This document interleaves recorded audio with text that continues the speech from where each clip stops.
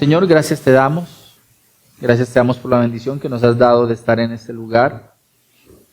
Gracias, Padre, porque nos has permitido reunirnos con el propósito de adorarte, con el propósito, Señor, de compartir la comunión con nuestros hermanos que comparten la misma fe, la misma esperanza, el mismo Señor.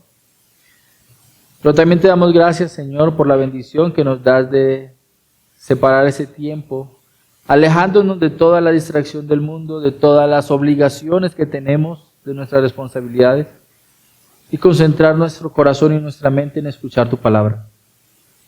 Habla en nuestras vidas. Te lo pedimos, Señor, y anímanos a correr con fidelidad la carrera que tenemos, Señor, por delante como hijos tuyos, y la podamos correr fielmente, que la podamos correr, Señor, en santidad, siempre con nuestra mirada puesta en Cristo, puesta en el cielo. Ayúdanos, Señor, realmente a que nuestra mente no se desvíe, sino que por el contrario, podamos, Señor, siempre, en todo momento y en todo lugar, recordar todas aquellas cosas que nos has dado. Te lo pedimos en el nombre de Cristo Jesús. Amén.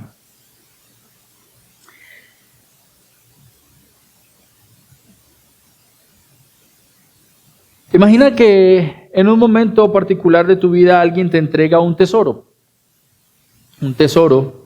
y resulta ser un tesoro que no solamente es valioso, sino que se convierte en algo incalculable y te dice, cuídalo, que nadie te lo arrebate. Y la pregunta que nosotros podríamos hacer es, ¿qué vas a hacer con ese regalo? ¿Qué vas a hacer con ese tesoro incalculable?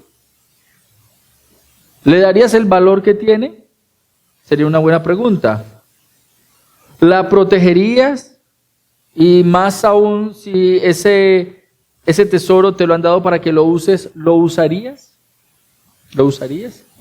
Y ese es exactamente lo que vamos a estar estudiando en esta mañana a partir de el mensaje de Cristo a la iglesia de Filadelfia. ¿Sí? Que Cristo le ha dado un tesoro. Y ese tesoro empieza con Cristo mismo. Ese tesoro empieza recordándole todo lo que Cristo es. Es la fe, la obediencia, la esperanza, la certeza, la gracia de la salvación y las promesas. El tema de las promesas en la Biblia es supremamente importante porque hay unos que hacen demasiado énfasis en las promesas sin conocer quién es el que la da, y hay otros que conocen mucho quién da las promesas, pero no sabe cuáles son las promesas que Dios ha dado, entonces no las usa. Pero el mensaje que Dios nos da en esta mañana tiene que ver con que dentro de esos tesoros que nosotros hemos recibido está tanto aquel que da la promesa como la promesa misma, que debemos conocerlas, atesorarlas e incluso usarlas. Esas son promesas que tienen recompensas en esta tierra, pero también recompensas eternas. Cristo se ha dado a sí mismo a nosotros. Y la exhortación en esta mañana para nosotros ha de ser muy clara, y quiero ser directo, y es que el mensaje para nosotros es retén lo que has recibido. Vamos a ver en esta mañana el mensaje a la iglesia de Filadelfia, una iglesia a la que Dios no hace un llamado y una exhortación o una corrección, sino que le da un mandato. Y el mandato es, retén lo que has recibido. Por eso el título de esta mañana para el sermón es el llamado de Cristo a no soltar lo recibido. No soltar lo recibido. El llamado de Cristo a no soltar lo recibido. Y es que la iglesia de Cristo no puede olvidar que si aparta su mirada de Cristo, soltará lo que ha recibido. Y eso es importante. Tú y yo no podemos olvidar dónde debe estar nuestra mirada puesta. Siempre debe estar puesta en Cristo y nada más en Cristo. Y por eso vamos a ver 3 actitudes que todo creyente debe cultivar para no soltar lo recibido. 3 actitudes que todo creyente debe cultivar para no soltar lo recibido. Vamos a estar mirando una primera actitud que tiene que ver con la esperanza. Una esperanza centrada en quien es Dios. Vamos a ver una segunda actitud que tiene que ver con la firmeza. Y estamos hablando de una firmeza en medio de la debilidad. Y también vamos a estar hablando de una actitud que tiene que ver con poner la mirada en el lugar que corresponde. Una perspectiva eterna de recompensa. 3 actitudes. Y quiero invitarte a que abras su Biblia en Apocalipsis capítulo 3 y vamos a estar del versículo 7 al versículo 13. Versículos 7 al 13. Y el texto empieza diciendo así: escribe al ángel de la iglesia en Filadelfia. Y es hermoso cómo de una manera providencial esta iglesia tiene el nombre que se le puso a la ciudad. Y qué bonito sería que nosotros nos pudiéramos llamar la iglesia de Filadelfia. Porque la iglesia, el nombre Filadelfia significa amor de hermanos. Amor de hermanos. No es un nombre teológico. Es un nombre que se le dio a la ciudad porque quien fundó la ciudad era reconocido porque amaba mucho a su hermano que había fundado o que estaba relacionado con la ciudad de Sardis. O sea que casi siempre la historia de Filadelfia, la ciudad de Filadelfia con la ciudad de Sardis estaba relacionada. ¿Por qué? Porque los 2 hermanos, uno que gobernaba Sardis y el otro que fundó Filadelfia, eran reconocidos por su amor. Y ahora llegamos a la iglesia que está aquí en esta ciudad y resulta que esta iglesia de una u otra manera encarna muy bien el nombre que lleva. Una iglesia que demuestra amor entre los hermanos. Muy bonito. Es una ciudad que tenía como propósito cumplir la extensión de la cultura y el pensamiento helénico en la zona. Aunque nosotros no conocemos muy bien el territorio, ustedes deben saber que las fronteras culturales no se ven, pero sí se sienten. Y la iglesia o la ciudad de Filadelfia estaba en una zona en Asia Menor en la cual se notaba dónde empezaba un poco el pensamiento griego y dónde se chocaba con el pensamiento oriental que daba más hacia el pensamiento de Asia, los orientales. Y la tarea o el propósito por el cual se había fundado esta ciudad era que el pensamiento griego alcanzara un poco más a los que estaban en el sector. Eran casi como, funcionaba como una ciudad pedagógica, ¿cierto? Entonces Dios le dice al apóstol Juan que le escriba al ángel de la iglesia en Filadelfia. Una iglesia que bíblicamente no tenemos un registro acerca de su origen, quién la fundó, no sabemos nada acerca de quiénes lideraron la iglesia, quiénes predicaron allí. Como casi todas estas, se presume que el ministerio de Pablo en la ciudad de Éfeso tuvo un alcance muy fuerte en la zona a tal punto que algunos de los hermanos que habían escuchado y que habían crecido a la par del ministerio de Pablo, pues ellos tuvieron que ver con fundar esta iglesia. Y es una iglesia joven, es una iglesia relativamente joven. Y dice así: el santo, el verdadero, el que tiene la llave de David, el que abre y nadie cierra, y cierra y nadie abre, dice esto. Y aquí entramos nosotros a nuestro primer punto de la exposición. Una esperanza centrada en quien es Dios. Una esperanza centrada en quien es Dios. Y si usted recuerda un poco la estructura de las cartas anteriores, usted se da cuenta que lo primero que hace Jesús cuando habla a su iglesia es presentarse. Pero esa presentación está directamente relacionada con el propósito por el cual Dios le escribe a la carta. Entonces, si Dios tiene que reprender a la iglesia, se presenta como aquel que tiene la espada. Si el Señor tiene que develar un pecado, Dios se representa a sí mismo, o Cristo se presenta como aquel que tiene llamas de fuego.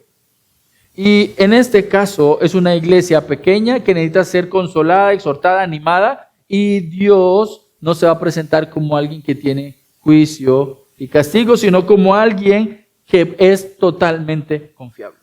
El santo, el verdadero, el que tiene la llave de David, el que abre y nadie cierra, y cierra y nadie abre. O sea, el propósito de esta presentación, de esta revelación de Cristo a su iglesia, es de dar esperanza. Esperanza.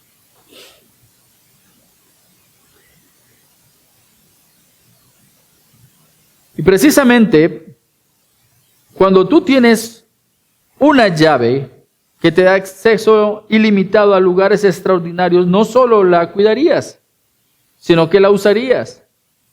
La atesorarías, pero también disfrutarías de cada uno de sus beneficios. En el libro de Apocalipsis capítulo 3, versículo 7, Cristo se revela a la iglesia de Filadelfia de una manera muy particular, porque de hecho, la manera como se presenta a la iglesia, usted se da cuenta que no está introducida en Apocalipsis 1 del versículo 9 al 20. Como sí sucedió con las otras cartas a las otras iglesias. En esta ocasión, Cristo se revela a su iglesia de una manera distinta. Y va y toma elementos del Antiguo Testamento para consolar a su iglesia. No les da algo. Cristo no les va a dar como esperanza algo. Cristo se va a dar a su iglesia. Se da a sí mismo. Como lo ha hecho con cada una iglesia en los mensajes anteriores. Les recuerda quién es Él. Y yo creo que eso es importante que usted y yo lo tengamos en cuenta. Tu esperanza no es qué vas a recibir de Él. Tu esperanza radica en quién es Cristo. Por eso dice, el santo, el verdadero, el que tiene la llave de David. O sea, cumple cada propósito que se ha trazado con sus hijos. Esa revelación no es solo información teológica, que es donde normalmente tú y yo caemos en el error. No se trata de que tú digas quién es Dios. Se trata de que vivas a Dios. Vivas a Dios. Él es un regalo que sostiene nuestra vida, sostiene nuestra fe. Y importante, sostiene nuestra esperanza. Conocer a Cristo como el Santo significa que su santidad nos alcanza, así como alcanzó a la iglesia de Filadelfia. Conocerlo como el verdadero, el auténtico, les da la certeza del del engaño. Algo que pasa en nuestro entorno. Hay muchas cosas que te pueden presentar como verdaderas. Hay muchas prácticas culturales que te pueden parecer aceptables. Pero cuando tú conoces al auténtico, conoces a Cristo, el verdadero, entonces vas a poder discernir entre lo que no es de lo que sí es. Cristo no es solo alguien en quien debemos creer. Él es el regalo que Dios nos ha dado para vivir esta vida y para tener acceso a la vida eterna. Y vamos a empezar desarrollando esta revelación de sí mismo de Cristo a la iglesia de Filadelfia. Y empieza diciendo el santo. No dice un santo, sino el santo. Y este título en el Antiguo Testamento siempre estuvo directamente relacionado con Dios, el Creador. Usted lo encuentra en el segundo de Reyes, capítulo 19, versículo 22. Usted lo encuentran en Job, capítulo 6, versículo 10. Y también lo encuentran en Isaías, capítulo 43, versículo 15. El título, el Santo, nos recuerda el carácter absoluto de distinción. No hay nadie como Él, en ningún sentido. Nadie es como Él. Y podríamos empezar estableciendo distinciones. Todo lo que existe es creado menos Dios. Él es único. No solamente esto. Todo lo que ha sido creado se ha contaminado del pecado del hombre. Pero Dios no. Él es totalmente separado del pecado. Él no puede ser contaminado por el pecado. Absolutamente separado o apartado. Pero si notas aquí, no se trata de mostrar que algo es santo, sino que una persona es lo santo. ¿Sí? Lo santo, el santo. Y en el Nuevo Testamento ese título se emplea en Jesucristo como un título mesiánico. Y aquí entonces vamos relacionando la idea. Cristo se presenta como el santo. Hay una relación con quien creó todas las cosas, quien purificaba todo aquello que debía ser purificado, aquel que se relacionaba con el pecador en el Antiguo Testamento. Y en el Nuevo Testamento el título el santo está directamente relacionado con el título o la función del Mesías.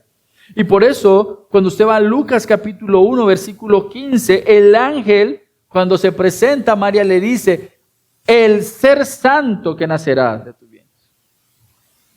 Desde el principio era identificado como diferente. En Marcos capítulo 1, versículo 24, los espíritus malignos reconocieron que a Jesús como el santo Dios. Y en el libro de Hechos, Pedro reprendió a los incrédulos judíos que despreciaron al santo. Cristo es el santo, el creador, el sustentador, el salvador, separado de la maldad y quien se dirige a su iglesia para santificarla. El propósito por el cual Cristo se revela a su iglesia como el santo es el de santificarnos a nosotros. Debemos tener la perspectiva apropiada de quien habla. La iglesia de Filadelfia tenía la perspectiva apropiada de quién estaba hablando, el santo, diferente. Y cuando nosotros vemos al santo, entonces nosotros tenemos que reconocer que no somos santos y necesitamos ser limpiados, purificados por aquel que nos puede purificar. Pero no se queda allí. No solamente se presenta como el santo, sino como el verdadero. El verdadero. Y el autor del mensaje se presenta así, como el genuino. Y eso va a cobrar más sentido cuando veamos cómo Dios, Cristo, alienta a su iglesia a permanecer firmes al mensaje y al nombre de Cristo, a pesar de que los judíos rechazaban el mensaje de la iglesia. Allá va a cobrar más sentido, pero al inicio, entonces, dice el pasaje que Él es el verdadero, el genuino, y cuando uno habla o piensa en lo genuino o lo verdadero, lo primero que advertimos es que seguramente se está oponiendo, contraponiendo algo que puede ser falso.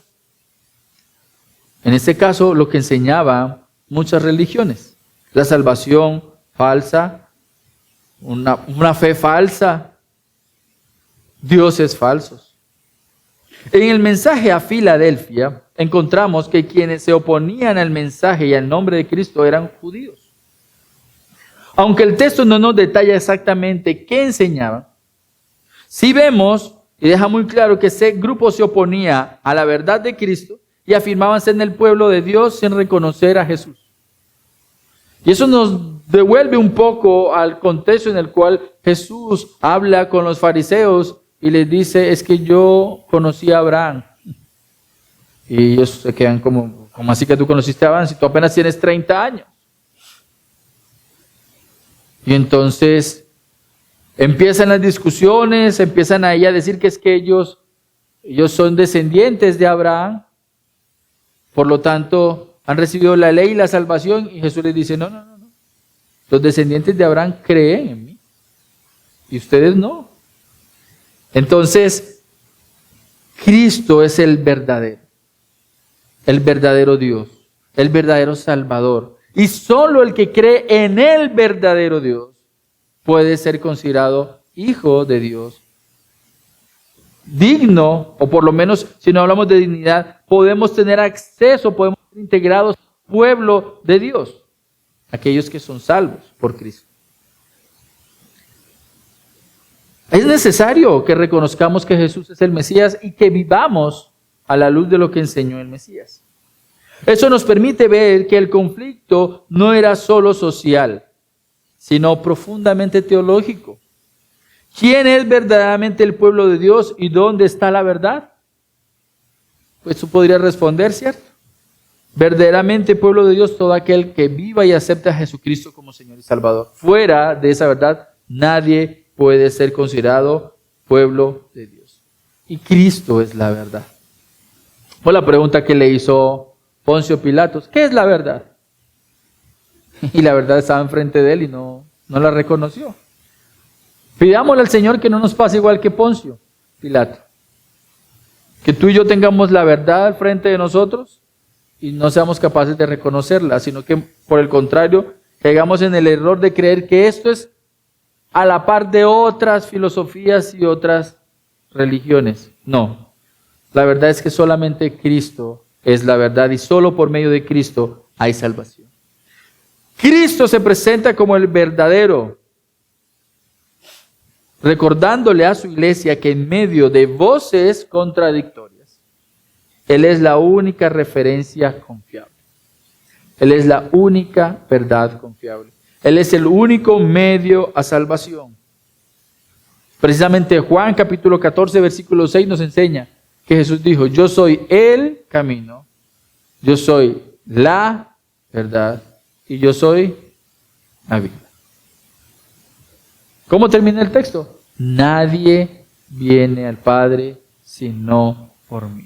Nadie puede acceder al reino eterno, a la salvación, si no es por Cristo. Cristo no comparte su gloria con nadie. Cristo no le va a atribuir a ninguna otra persona la oportunidad de decir, es que yo también salvé a fulanito o a su... Nadie. Solamente Cristo salva. No hay santo humano que salve. No hay poder que salve, solo Cristo. Solo Cristo. El problema no es solo que haya error. El problema no es tener claro dónde está la verdad. Y Cristo dice, yo soy el verdadero. El problema que tú y yo podríamos tener es que muchas veces no estamos distinguiendo la verdad. No estamos distinguiendo el verdadero. Tú sabes que el error camina en medio de nosotros. Tú sabes que el error anda en medio de nosotros. Batalla incluso en nuestra mente. Eso es algo evidente. Eso es algo que no podemos negar. El problema está cuando tú y yo no sabemos dónde mirar. Tienes que mirar a Cristo. Cuando Pedro se estaba hundiendo mientras caminaba sobre las aguas, le tocó poner su mirada ¿dónde? En Cristo. Cuando los dos ladrones fueron crucificados al lado del Señor Jesús, uno de ellos, ¿qué hizo? Puso su esperanza en Cristo y fue salvo. Y lo mismo tenemos que hacer tú y yo. No podemos desviar nuestra mirada del verdadero. Entonces se presenta como el santo, se presenta como el verdadero, pero también se nos presenta como el soberano. Y eso es supremamente importante. Porque tú y yo muchas veces decimos, sí, Él es santo, sí, Él es verdadero, pero ¿lo reconoces como el soberano? El pasaje sigue diciendo, el que tiene la llave de David, el que tiene la llave de David. Está usando una imagen del Antiguo Testamento que une dos ideas. Uno, la llave, y dos, el título o el término David. El término llave simboliza la autoridad. Alguien que tiene llaves es aquel que tiene autoridad, control o dominio. ¿Sí? Y el término David se referencia con el reino mesiánico. Un descendiente de David será el Mesías. Un descendiente de David se sentará en el trono y reinará por siempre sobre todo. En ese orden de ideas, eso significa para nosotros que Cristo se está presentando como el soberano. Cuando usted va a Isaías capítulo 22, versículos 22 al 25, encuentra esa referencia de aquel que tiene llaves, aquel que tiene una llave. En la antigüedad la llave era llevada sobre los hombros para demostrar que quien la llevaba poseía absoluta autoridad en la administración de las bendiciones y las posesiones. La llave significa autoridad. Cristo tiene autoridad. ¿Sobre quién? Sobre todo. Sobre la creación, sobre el gobierno, sobre la iglesia, sobre las circunstancias, situaciones, enfermedades, incluso sobre la muerte. Y el título de David, que es una referencia al oficio mesiánico, si usted quiere apuntarlo allí en Apocalipsis capítulo 5, versículo 5. Y en capítulo 22, versículo 16, apunta a esa relación del David como un título mesiánico. Jesús tiene la autoridad soberana para determinar quién entra en su reino. Mis queridos hermanos, no se dejen engañar creyendo que sus buenas obras los van a salvar. Tus obras, mis obras, no nos salvan. Nos salva al poner nuestra confianza en la obra de Cristo. Y solo Cristo va a abrir la puerta del reino de los cielos y va a decir, tú puedes entrar o tú no puedes entrar. Y tú no puedes hacer una pataleta. Tú sabrás que Él dice la verdad. Él tiene las llaves del reino de los cielos. Nuestro Señor es el único que da acceso a la salvación. Es el único que da acceso a la comunión eterna. Él nos recuerda que gracias a la salvación y comunión obediente que vivimos hoy, es que podemos estar seguros de acceder al reino eterno. Y por eso eso me llama muchísimo la atención. La manera como tú y yo vivimos hoy es evidencia de a dónde pertenecemos. Y lo voy a repetir. La manera como tú y yo vivimos hoy da evidencia de a dónde pertenecemos. Por eso es importante que tú y yo estemos evaluando constantemente cómo vivimos. La manera como tú y yo vivimos demuestra a dónde pertenecemos. Si tú eres un hijo del reino de Dios, desde ya vives como alguien que pertenece al reino de los cielos. Desde ya. Y de hecho es interesante ver cómo una persona que acababa de conocer a Jesús y inmediatamente su forma de hablar, su forma de caminar, su forma de ver la vida cambiaba. Tú debes ser alguien que refleja el reino de los cielos en su forma de vivir. Si eres un súbdito del soberano. Cristo entonces es el santo, es genuino Mesías, es soberano. Pero la idea que sigue a continuación es que Él también es omnipotente. Y dice, el que abre y nadie cierra, y cierra y nadie abre. El texto no utiliza la palabra omnipotente, si usted se da cuenta, pero describe una realidad que nos conduce inevitablemente a esa conclusión. Si nadie puede cerrar lo que Cristo abre y nadie puede abrir lo que Él cierra, entonces no existe poder que lo limite. Y un poder que no puede ser resistido es una definición de un poder absoluto. Y cuando Él determina algo, nadie se puede oponer a eso que ha dicho. Cuando usted va a las Escrituras, vemos esta realidad. Dios determinó cumplir su propósito en algunas personas y nadie lo pudo impedir. José fue traicionado, vendido y encarcelado, pero terminó gobernando tal como Dios lo había dispuesto.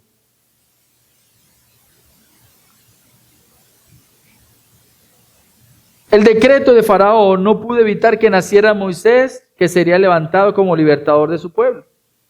David fue perseguido por Saúl después de haber sido ungido como rey. Todo un reino detrás de un hombre para intentar matarlo y no pudieron. ¿Por qué?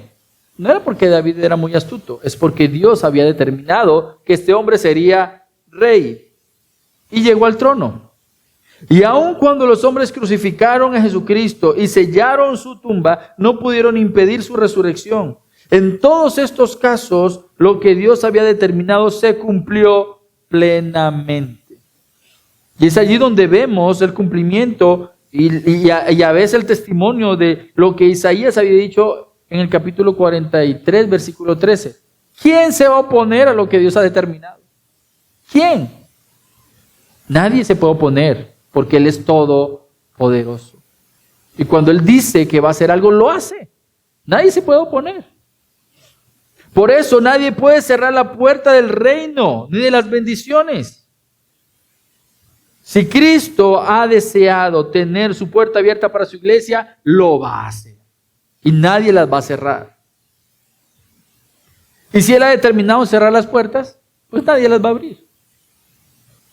En el versículo 8 veremos que esta misma autoridad se manifiesta en las oportunidades de servicio que Él pone delante de su iglesia. Pero en definitiva, Cristo no solo tiene autoridad, sino un poder absoluto que garantiza que todo lo que ha determinado en su perfecta voluntad se cumplirá. Y yo te pregunto, ¿tú podrías confiar en las promesas de aquel que tiene poder para cumplir su voluntad? Porque tú y yo no podemos cumplir a cabalidad nuestra propia voluntad ni nuestros deseos. Tú podrías decir, hoy me voy a levantar y voy a hacer esto y aquello, y planeas el día, y una llamada te puede cambiar el orden de las cosas que pensabas hacer. Eso no pasa con Dios. A Dios no lo toman las noticias por sorpresa. Dios, cuando ha determinado algo, lo hace. De esta manera, al contemplar quién es Cristo, que es el santo, el verdadero, el soberano, y aquel cuyo poder nadie puede resistir, la pregunta no es solo qué entendemos de Él, sino cómo estamos respondiendo a Él. Aquí no se trata de si entendiste o no quién es el santo, quién es el verdadero. No, la pregunta es ¿cómo respondes a esa realidad? ¿Cómo respondes a esa realidad? La iglesia en Filadelfia no solo recibió esta revelación, sino que vivió a la luz de esa revelación. Históricamente se reconoce que esta iglesia duró desde el año primero, desde el siglo primero hasta el siglo XII. Fue mucho tiempo esta iglesia históricamente sostenida por una verdad como esta. Sabía quién era el santo, sabía quién era el verdadero, sabía quién era autoridad, quién tenía autoridad y quién era omnipotente. Ahora, yo te quiero ayudar a reflexionar un poco sobre esta verdad. Yo te preguntaría, ¿estamos amando a Cristo como el santo? ¿Amamos su santidad y aborrecemos el pecado deseando vivir apartados para Él? ¿Estamos confiando en Cristo como el verdadero aun cuando a nuestro alrededor hayan voces, presiones o ideas que intenten desviar nuestra fe? ¿Estamos descansando en Cristo como el soberano, quien nos da acceso a la vida eterna, o seguimos angustiados como si todo dependiera de nosotros? ¿Dónde está puesta tu confianza? Sería la pregunta. ¿Estamos perseverando porque creemos que su poder es absoluto o nos rendimos fácilmente ante la oposición y la dificultad? Cuando tú respondes con toda libertad a estas preguntas, tú sabrás si realmente tu esperanza está en Cristo o si tienes que pedirle al Señor que te ayude en tu debilidad. Ahora, si eres débil, no te preocupes, porque para eso tenemos una buena noticia. Lo importante en ese momento es que no es posible confesar correctamente quién es Cristo y seguir viviendo como si no creyeras en Él. Eso sí no puede ser posible. Si tú dices que crees en Cristo, vive para Él. Vive para Él. Cuando el corazón realmente descansa en quién es Él, la vida cambia. La santidad deja de ser una carga y se vuelve un anhelo. La verdad deja de ser una idea y se vuelve una convicción. Y la obediencia deja de ser una obligación y se vuelve una respuesta de amor. Hoy el llamado es claro. no sueltes lo que has recibido. ¿Qué hemos recibido en principio? Una revelación de quién es nuestro Señor. Ámala, atesórala. Y cuando entiendes quién es Cristo, soltar lo que hemos recibido deja de ser una opción. No lo contemplas. Porque si Él es santo, no quieres volver atrás. Si Él es el verdadero, no necesitas otra voz que te esté diciendo cómo pensar, cómo vivir. Si Él es soberano, no buscas otro control, sino que Él tenga el control. Y si su poder es absoluto, no temes a la oposición. Se va el temor. Por eso el llamado no es simplemente a resistir, sino a recordar quién es el que te llamó. ¿Recuerda quién te llamó? En momentos difíciles, recuerda quién te llamó. En momentos de enfermedad, recuerda quién te llamó. En momentos de angustia o incluso frente a la muerte, recuerda quién te llamó. Y eso debe ser suficiente para que tu ánimo sea elevado y puedas cantar, gracias, Cristo. Una visión correcta de Cristo debe producir una respuesta correcta en la vida del creyente. Y es hermoso porque como Cristo es sabio, Él lo primero que hace es mostrarnos quién es Él. Y esa visión apropiada de Él nos conduce a una vida que cree. Y eso es exactamente lo que vemos en la iglesia de Filadelfia. No solo conocía a Cristo, sino que aprendió a vivir aferrado a Él. Y por eso, después de que Cristo nos muestra quién es Él, el texto nos permite ver cómo vivía su iglesia. Y eso nos lleva a nuestro segundo punto. Una confianza en medio de la debilidad. Una confianza en medio de la debilidad. Versículos 8 al 10. Y el texto dice, yo conozco tus obras, por tanto he puesto delante de ti una puerta abierta que nadie puede cerrar. Y aunque tienes poco poder, has guardado mi palabra y no has negado mi nombre. Por tanto, yo entregaré a aquellos de la sinagoga de Satanás que se dicen ser judíos y no lo son, sino que mienten. Yo haré que vengan y se postren a tus pies y sepan que yo te he amado, porque has guardado la palabra de mi perseverancia. Yo también te guardaré en la hora de la prueba, esa hora que está por venir sobre todo el mundo para poder poner a prueba a los que habitan sobre la tierra. Una confianza en medio de la debilidad. Y en esta porción de la Escritura encontramos el reconocimiento que Cristo hace hacia esta iglesia. Y quiero introducir ese apartado con una historia real. En el año de 1915, tras quedar náufragos en el hielo antártico al borde de la muerte, los hombres de Ernest Chandler sobrevivieron meses en condiciones inhumanas, sostenidos únicamente por la certeza inquebrantable de que su líder cumpliría la promesa de rescate. Esa firmeza desafió toda lógica biológica y permitió que los 28 expedicionarios regresaran con vida después de 634 días en el hielo absoluto. 1 año y 9 meses. De manera similar, la iglesia de Filadelfia fue reconocida por su persistencia y valentía, aunque eran de poco poder. Y lo más notable, Dios no les presentó ninguna corrección.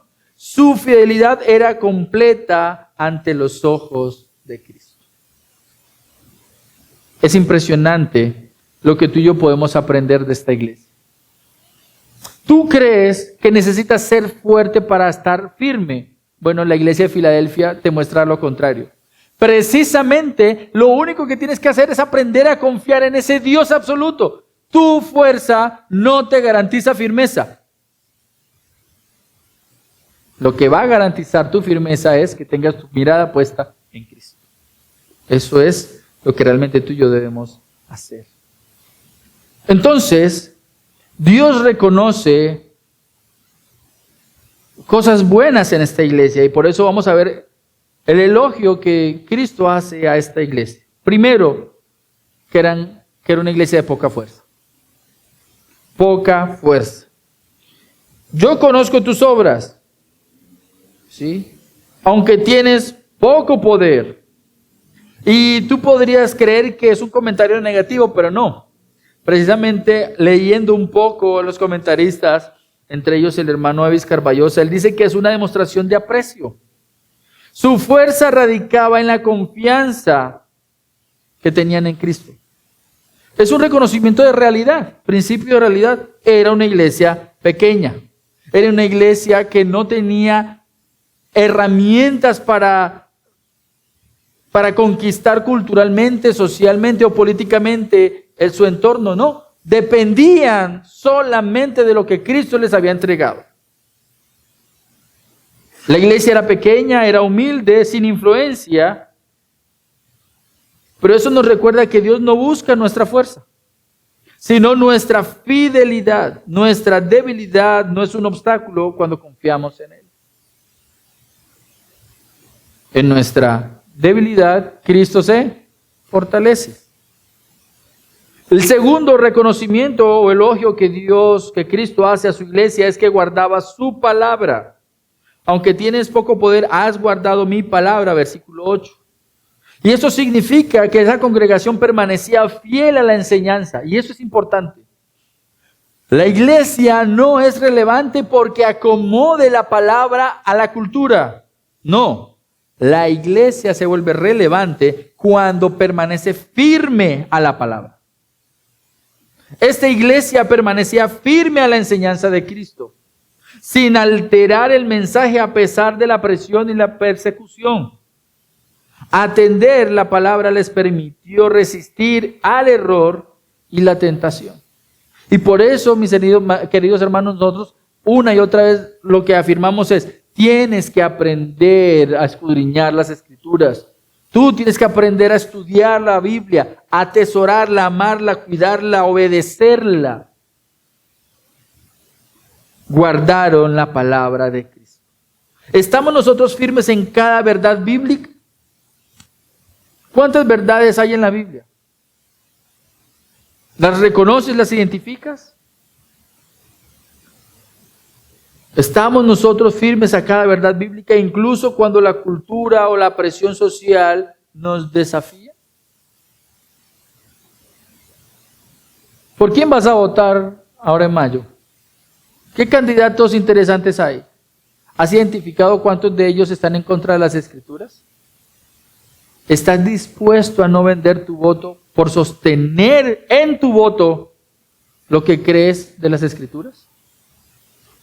No está fácil. La pregunta es: ¿en quién confías? ¿En quién confías? ¿En las promesas de Cristo o en las promesas de estos candidatos? Solo una forma de acercarnos a la aplicación de esta verdad: guarda su palabra. Otro reconocimiento: no negaron su nombre. ¿El nombre de quién? De Cristo. ¿Qué significaba Cristo? Significaba oposición frente al imperio, frente a la cultura, frente a los rituales religiosos. Ellos no negaron su nombre. En situaciones concretas de prueba, los creyentes no renunciaron a su fe. Esto evidencia que la fuerza cristiana se demuestra en la lealtad a Cristo. Y en el idioma original apunta a que no está hablando aquí de una manera un poco abstracta. No negaron su nombre, no. Dice que concretamente en un momento específico, cuando los persiguieron por causa de Cristo, ellos se pararon firmes y dijeron: no vamos a hablar en contra de Cristo. Ustedes nos están diciendo que neguemos a Cristo y nosotros no negamos a Cristo. Y obviamente la iglesia de Filadelfia tuvo que pagar algunas consecuencias con su vida, pero permanecieron firmes. Y Cristo está elogiando eso. No negaron el nombre de Cristo. No esperes permanecer firme en Cristo y en su verdad en momentos difíciles si no practicas la fidelidad en tu vida cotidiana. Y eso siempre me ha llamado la atención. Nosotros decimos: no, si un día entran aquí con fusil y dicen: a ver, ¿quiénes de ustedes van a negar a Cristo para que se salven? Muchas veces nosotros estaríamos esperando esa situación, ¿cierto? Y entonces uno dice: bueno, yo voy a parar valiente. Pero Cristo no está esperando que tú te pares valiente en un momento difícil. Tú tienes que ser valiente cuando te levantas, cuando caminas, cuando estás en tu zona de trabajo y te preguntan, ¿y tú qué haces los domingos? Y tú dices, yo voy a la iglesia a adorar a Dios, leo la palabra y predico el evangelio. Y tú necesitas salvación y si no te vas para el infierno. Hay gente que no le gusta que utilice el término infierno, pero es que es la verdad. Si no se salvan, ¿qué? Pues se pierden. Y la perdición es estar alejados del reino de los cielos.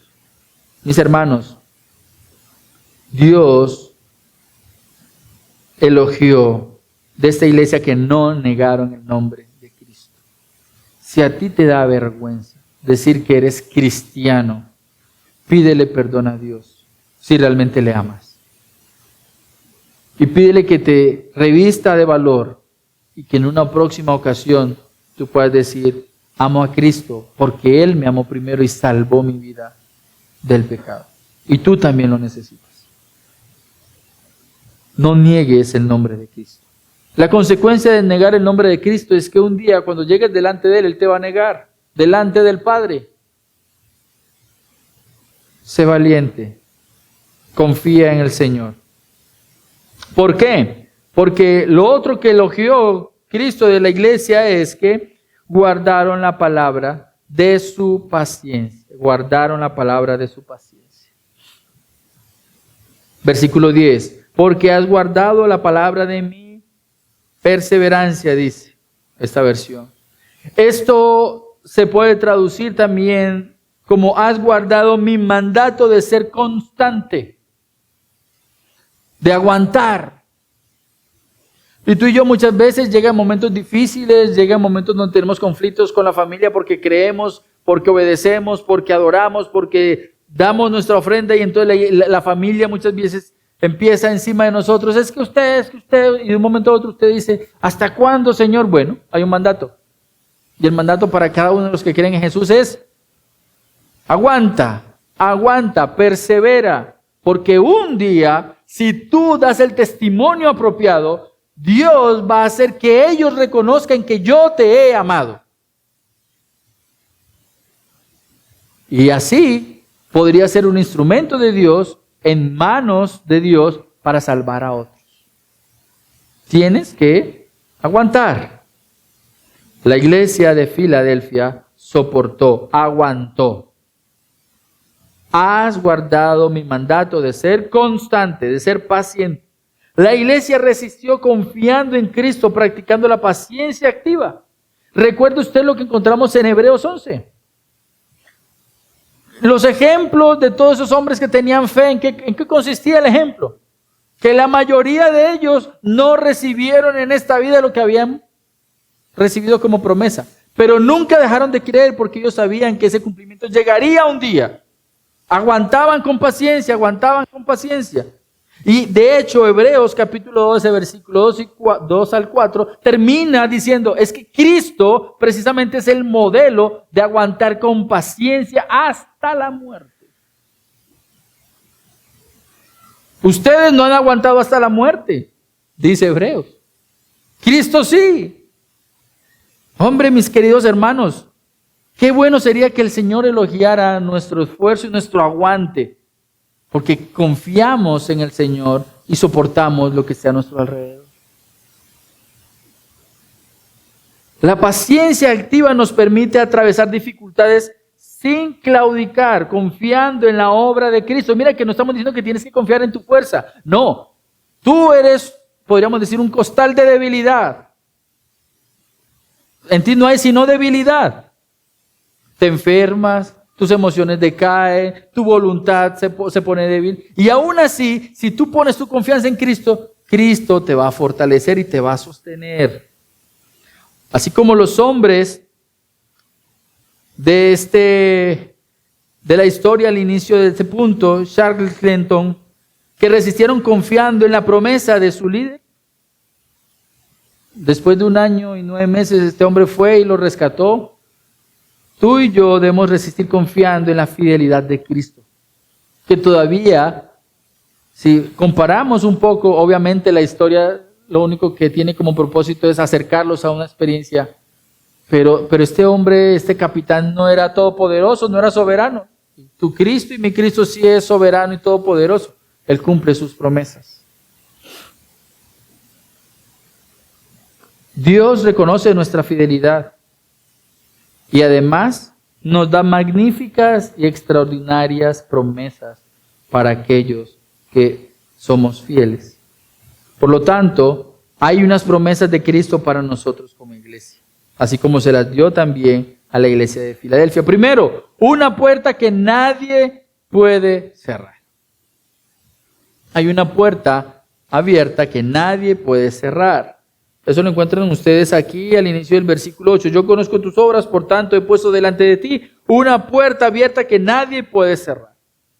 Y en toda la historia de la iglesia se ha enfocado la aplicación de esta promesa en dos sentidos. La primera, salvación. Si Dios ha dicho que te va a salvar, vas a ser salvo. Cristo es el único que puede abrir la puerta para el reino eterno y que tú puedas entrar. Y si Dios la abrió, nadie te la va a cerrar. Él abrió para que tú entres y disfrutes comunión con Dios. Pero la segunda aplicación de esta promesa está enfocada en que cuando Dios ha abierto la puerta para que el evangelio sea expandido y muchas personas sean salvas, nadie va a poder cerrar esas oportunidades de llevar el evangelio. Precisamente, el apóstol Pablo utilizó esta metáfora continuamente en Romanos 8, versículos 28 al 30. Eso es en cuanto a la salvación de cada creyente. En 1 Corintios 16, versículos 8 al 9, en Colosenses 4, 2 y 3, vemos cómo Pablo decía o mostraba que cada vez que se le abría la oportunidad para presentar el evangelio, es como si se le abriera una puerta. Y nadie le iba a poder cerrar. Porque ¿quién la había abierto? Cristo. Entonces, esta iglesia de Filadelfia, que estaba en cierta oposición, habían unos judíos persiguiéndolos, diciéndole, ustedes están enseñando el error, y ellos estaban firmes diciendo, Cristo es el Señor. Cristo les da una promesa y la promesa es, la puerta está abierta, evangelicen, presenten el evangelio. No depende de ustedes que crean, depende de ustedes que escuchen el evangelio. La puerta está abierta. Primera promesa. Segunda promesa, iban a ser librados de la sinagoga de Satanás. Versículo 9, por tanto yo entregaré a aquellos de la sinagoga de Satanás. La iglesia enfrentó hostilidad de judíos no creyentes constantemente. La iglesia primitiva le tocó luchar contra ese error que enseñaban muchos de estos maestros judíos. Dios promete que algunos de estos enemigos serían sometidos. Eso muestra que la fidelidad activa de la iglesia permite que la gracia de Dios opere incluso sobre quienes nos persiguen. ¿Quién fue Pablo? Un perseguidor de la iglesia. ¿Qué hizo Dios con Pablo? Lo sometió. Lo convirtió en un siervo del evangelio al que antes perseguía. Entonces, la primera promesa que Dios le da a esta iglesia sobre este grupo de falsa enseñanza es que Dios los iba a someter, los iba a librar de la sinagoga de Satanás. Pero segundo, iban a ser reconocidos por el amor que Dios le tenía a esta iglesia. Y qué bueno sería que tú y yo algún día recibiéramos ese elogio. Dios ama tanto a la iglesia comunidad de gracia, se nota. Cómo Dios los ha preservado en medio de la persecución. Cómo Dios los ha conservado en medio de la escasez. Cómo Dios los ha conservado a pesar de ellos mismos. Que se note que Dios nos ama. Hermoso. Bueno, Dios le había prometido a la iglesia de Filadelfia que ellos iban a ser reconocidos por el amor que Dios tenía sobre ellos. Pero ¿de dónde vendría ese reconocimiento? De aquellos que los perseguían. De aquellos que los perseguían. Algunos opositores serían sometidos y verían que Dios ama a su pueblo, incluso a quienes parecían débiles y eran perseguidos. Esa vindicación divina demuestra que la fidelidad produce seguridad y reconocimiento por parte de Dios. No esperes a que el hombre te reconozca. Sé fiel y un día va a ser Dios quien va a reconocer tu fidelidad. Pero la última promesa que Dios le da está aquí al final del versículo 10. has guardado la palabra de mi perseverancia, yo también te guardaré de la hora de la prueba, esa hora que está por venir sobre todo el mundo, para poner a prueba a los que habitan sobre la tierra. Es una promesa. Préstele mucha atención a eso. Cristo asegura que la iglesia no participará en la gran tribulación. ¿De dónde sacamos esa conclusión? Lo primero que vemos aquí es que habrá una hora en la que está por venir sobre todo el mundo. Una tribulación generalizada, una persecución, una prueba generalizada para todo el mundo. La segunda idea que usted debe tener en cuenta es que en el idioma original hay una partícula, una preposición que cambia todo.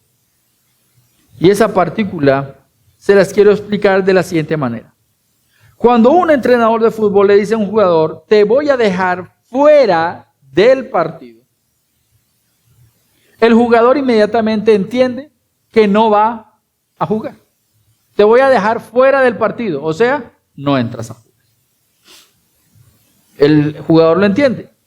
Pero si el entrenador le dice al jugador que lo va a sacar del partido, ¿qué entiende el jugador? Que va a jugar y en un momento dado lo va a ¿qué? A sacar del partido. La partícula que se utiliza en esta promesa particular está relacionada con la primera y no con el segundo ejemplo. Te voy a dejar fuera del partido. La partícula es de en el original. ¿Y eso qué quiere dar a entender para la iglesia de Filadelfia? Una iglesia pequeña, una iglesia sufrida, una iglesia que tiene persecución y que ha sido fiel y que ha guardado la palabra en medio de la persecución y ha perseverado. Y Dios le dice, como tú has vivido de esta manera, el momento en que yo venga a juzgar y a castigar al mundo, y aquí es interesante lo que citando palabras del hermano Evis Carballosa, él dice que cuando la Biblia, y de manera específica Apocalipsis, habla de la tierra, los habitantes de la tierra, hace una distinción entre los que están en la tierra destinados para juicio, de aquellos que han sido separados y están ante el trono celestial. De tal manera que Dios le promete a la iglesia de Filadelfia que ellos no pasarán por la gran tribulación, porque ellos no participarán de esa hora. Saber que Cristo protege a su pueblo nos da confianza para perseverar manteniéndonos firmes en la fe, aun cuando el mundo enfrente tribulación y persecución. Y como ustedes se dan cuenta, ya hemos abarcado dos actitudes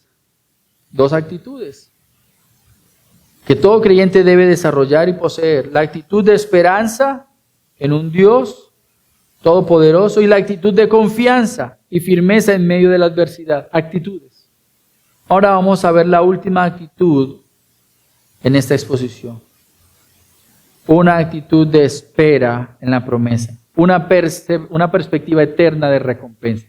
Perspectiva eterna de recompensa. Y quiero iniciar diciendo que el versículo 11 dice, vengo pronto. ¿Quién habla? El santo. ¿Quién habla? El verdadero. El que dice que va a cumplir lo que ha prometido. Él dice, vengo pronto. Y eso nos habla del regreso inminente de Cristo. ¿Qué significa inminente? Significa que puede suceder en cualquier momento.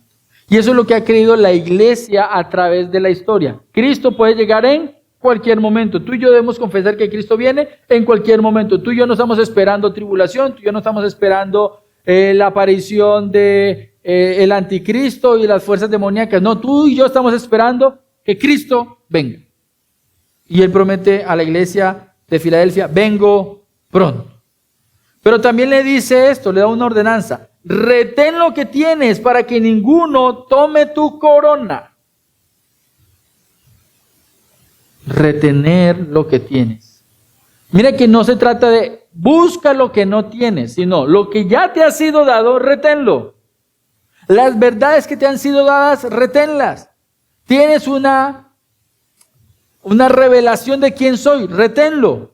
Tienes unas promesas, reténlas, vívelas, guárdalas, confía en ellas, reténlas. No pierdas de vista lo que se te ha dado. De lo contrario, podrías perder tu corona. Ahora, no se trata de perder la salvación. Recuerde que la salvación no se pierde. Pero como lo dije al inicio de la exposición, se trata más de que tú y yo vivamos confiados en lo que hemos vivido, de lo que hemos recibido, porque de lo contrario, si estamos viviendo de una forma distinta, eso es evidencia de que no hemos recibido los regalos de Cristo.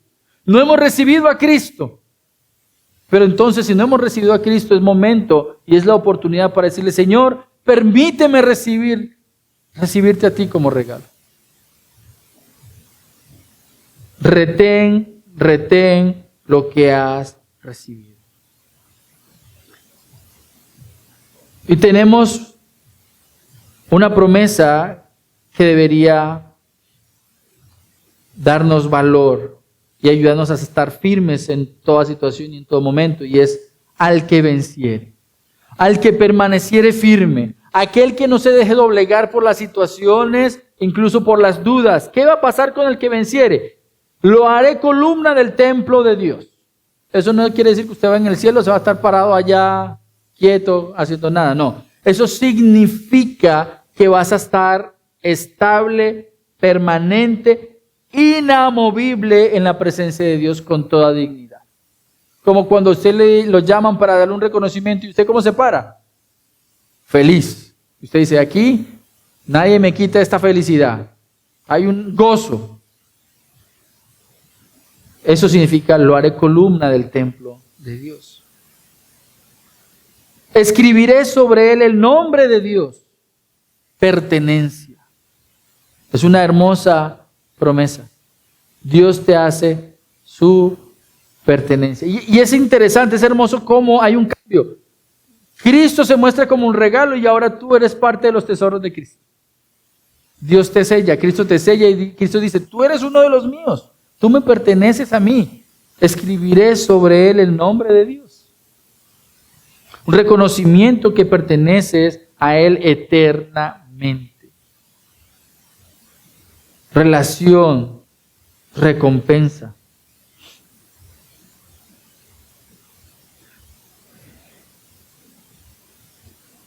Y no solamente eso.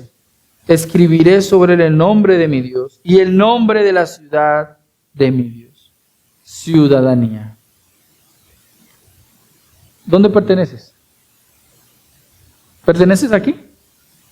Primera de Pedro alentaba a los hermanos del Ponto, Galacia, a que se recordaran a sí mismos como peregrinos de este mundo, porque su ciudadanía no estaba ni pertenecía a este mundo. Y es lo que está diciendo aquí el apóstol Juan a esta iglesia. No se preocupen si hay persecución, no se preocupen, ustedes no pertenecen aquí. Ustedes tienen grabado en ustedes mismos otra ciudadanía que es eterna. Pertenecen a Cristo y su ciudadanía es celestial. Por lo tanto, hemos recorrido un camino que comenzó con la esperanza en Cristo, continuó con la firmeza en medio de la debilidad y nos lleva a la recompensa eterna. Y todo apunta en una misma exhortación. No sueltes lo que Dios te ha dado. No lo sueltes. La esperanza centrada en Cristo nos recuerda que nuestra fidelidad se sostiene en su poder. La firmeza en medio de la debilidad nos enseña que Cristo reconoce nuestra perseverancia y te invito a que seas perseverante en tu fe, aun cuando somos pequeños y enfrentamos oposición. La perspectiva de una recompensa eterna nos impulsa a mantenernos firmes hasta el final. Tu final no es el fin de semana. Tu final no es fin de año. Tu final no es cuando terminen de educar a tus hijos, cuando logres la pensión o la casa. El final es llegar a la presencia de Cristo fieles. O sea que aquí no vas a tener descanso. pero hay esperanza, una corona, comunión con Él y reconocimiento de su amor.